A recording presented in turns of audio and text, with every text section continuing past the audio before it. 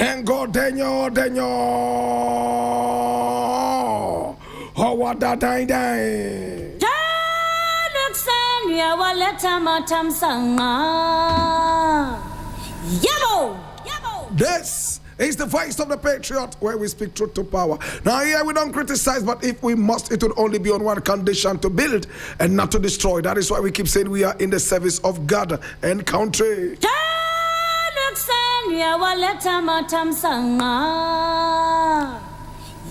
Now today we have a couple of issues we would like to look at, and I want you to come along.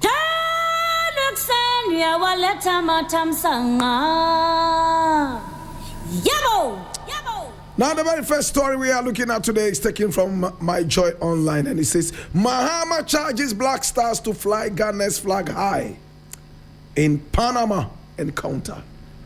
And I read, President John Dramani Mahama has urged the Black Stars to play with determination and pride as they prepare for their opening match against Panama in Toronto, assuring the national team of the full support of the government and the people of Ghana. Now, in a statement issued on behalf of the president, the government, and the people of Ghana, President Mahama described the country's 5th World Cup appearance as a reflection of the resilience and the fighting spirit of the nation. As you stand on the threshold of your first match against Panama in Toronto, the government and the over 30 million people of Ghana stand firmly behind you, the statement said. President Mahama encouraged the players to draw inspiration from young Ghanaians who look up to them and to seize the opportunity to make the nation proud. Play for the flag. Play for the children dreaming of greatness in your footsteps, he urged. The president reminded the players that they are representing more than themselves on the global stage.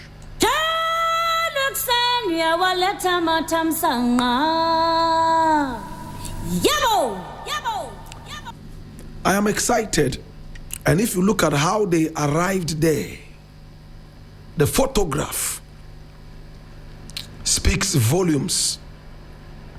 My brother, my sister, we saw how Ghana appeared right at the opening of the World Cup.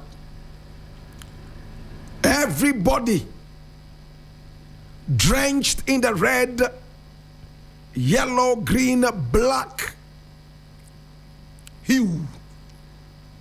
We saw how Ghana was colorfully represented. We saw the traditional display of energy and the true spirit of Africa. I have said it time and again that the World Cup football competition is more than just a competition of fair play. It is just bigger than a lot of us imagine. At the beginning of the game, 2 nations appear on the pitch. The first thing they do is to exchange flags. In other words, I'm going to take a very good care of your country. I am proud to put my country in your hand. Same way you have put your country in my hand. It is our combined duty to safeguard the interests of each other. My brother, this is more than just talk. This is more than just symbolism. It is spiritual. President Mahama has hit the nail right on the head. He said 2 things that have touched me so deeply. He said, Black Stars, as you live and play, this is the 5th time you are playing at the world stage. It means that the nation is behind your resilience. But as you appear on the pitch to play, remember 2 things. Play for the flag. 2, play for the next generation of Ghanaian footballers. Can I say it again? 1, play for the flag.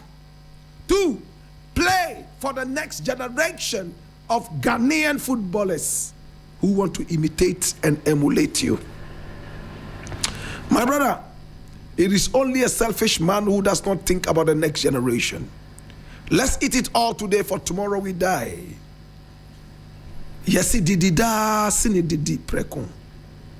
these are all sayings that point to the future. And the future is all about generation after generation.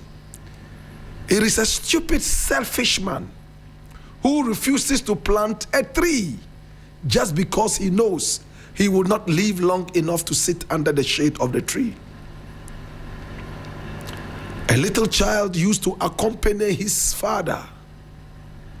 In fact, his father's father, his grandfather, who planted a little thing and it was beginning to grow.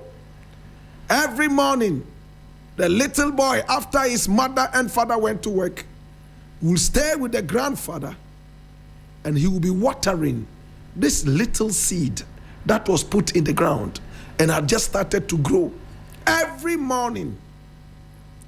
And the little boy would always ask himself, what is this little thing that grandpa is always watering and guarding against the vagaries of the weather? What is this? But it was fun following his grandfather every day to water this thing. It started to grow. It was growing. Oh, in no time, it even swallowed the height of the little boy. It was growing bigger than the little boy. But as it was growing, grandpa was also growing weaker and weaker. One day, grandpa died. Who was going to water this tree? The little boy told himself, every morning me and grandpa went out there to water this thing. Today, grandpa is no more here. I think I need to continue this. It had become part of him. So he also went out to water it. It wasn't long before the little boy realized that this was a mighty tree grandpa had planted. Then it grew into a big shade. And he would come and sit under the shade. In no time, he got married. He and his girlfriend, who now became his wife, would also sit under it, even at night, whilst the birds gathered around the tree and sang all the beautiful melodies in the world, keeping them warm and company. Yes, they started having children. Oh my God. It was at that point he realized that, oh, so this was what grandpa did. But did grandpa know he would not live long enough to sit under this tree? He said, yes, grandpa knew. He convinced himself. Who did grandpa plant this tree for? For the little grandson of his, and for his wife and children and generations to come. How many Ghanaians will go out and plant trees knowing very well that they will not live long enough to sit under the shade of the tree? They would rather go and plant tomatoes and pepper that they would harvest in one season. Go and eat it and say, hey, moko we there. Tomatoes we there. Koye. How many people are ready to work for results that they will not live to see? I'm asking you, my brother. How many people would work today, invest today, knowing very well they will not live to see the fruits of this? How many? I'm asking you, my brother. This is what Mahama is telling the Black Stars. When you go play for the flag, long after you are dead and gone, this flag will continue to be here, and the flag represents the country. He told them again, when you play for the children who are all looking up to you, mentioning your names, some of them even using pen to write your names on their shirts. They idolize you. You can't afford to let them down. If you do your very best, and you are not able to make it, it's all different from you do nothing at all. My brother, we live in a country where people are not generational thinkers. They are only thinking about what they can get today, and that's it. They are not thinking about leaving a good name behind. You'll be shocked. Some Ghanaians will tell you, even if I leave a good name behind, I will not be alive to hear the good name. This kind of thinking is not generational. It is silly and stupid. Most Ghanaians are only interested in the today part of life, not in the tomorrow part of life. After all, the Bible tells them tomorrow shall take care of itself. You go to bed, you don't plan. After all, tomorrow will take care of itself. Eat all today.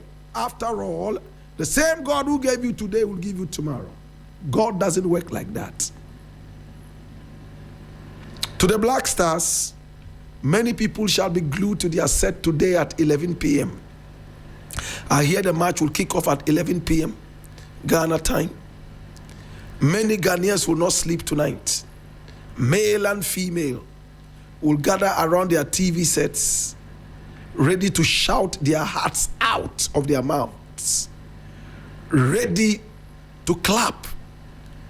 They are not just clapping for you, they are also clapping for the nation. It's a symbol of our sovereignty. It's a symbol of the conquest that we all have been waiting for. Look, this thing that Mahama has said, many people will gloss over it casually and think it's yet another hot talk. But my brother, this will stand the test of time. Generational thinking. That is what the president said. In the past, we've seen Ghanaians who were just playing for their pockets. I'm just there to play and make money. That was why when Victoria Hammer said she was only in politics to make $1 million, and that was it, she immediately was fired. We didn't bring you here to work for $1 million or else go into the private sector. We brought you here to work for the average Ghanaian, lift up the average Ghanaian and put him on a pedestal of true sovereignty and patriotism, not for your own egotistical whims and caprices. At this point, I want to say congratulations to Mr. President. I want to say thank you so much, Mr. President. You have made so much sense, and the Black Stars will do their very best.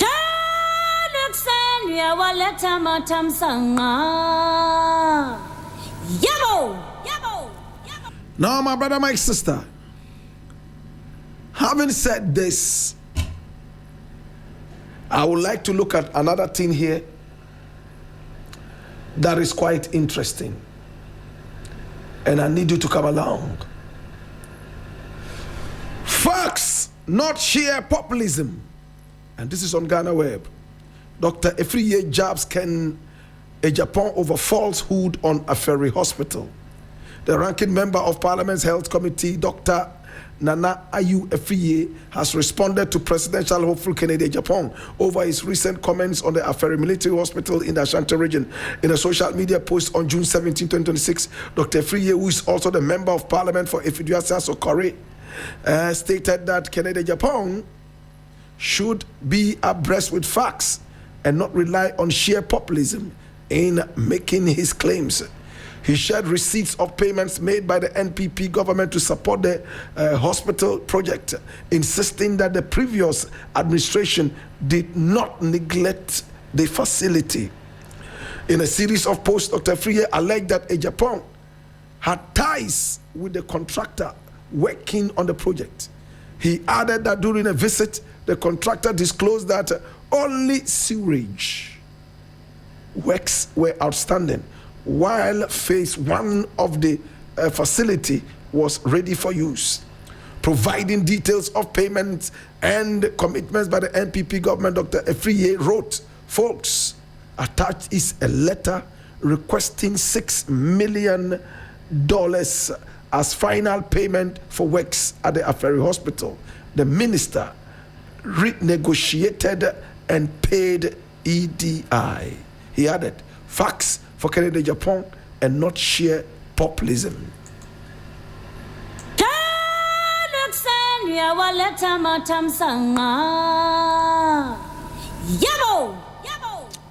Whatever it is, my brother, my sister, the hospital is still incomplete. If that was the final payment, why has the hospital not been finalized? Or it was the final payment for phase 1. If that was the final payment, why has the hospital not been finalized in terms of work? Let's be serious. The hospital is still sitting there. Only cockroaches and mosquitoes are going there for treatment. The hospital is sitting there, 500 beds, yet pregnant women are still giving birth on the floor. What a joke. Should all these people not go to jail? Should Rawlings not tie all of them at the firing squad and give them slaps that they will never forget? Let's be serious. What happened to the hospital? $2 billion American dollars spent on the hospital. $2 billion. That is no chicken change. $2 billion of the taxpayers' money. Today, my brother, my sister, the place is so weedy. No doctor is there, no nurse is there, no patient is there. For how many years since the hospital was allegedly completed? Today we are told that, oh, final payment made. Why has the hospital not been finalized? Now you say it's left with sewage. And it will cost 500,000 Ghana cedis to do that. Tomorrow we have to pay for the planting of trees around it. Another day we have to pay to buy bird food so that bears can come and sit on the trees. Let's be serious. I'll leave it here.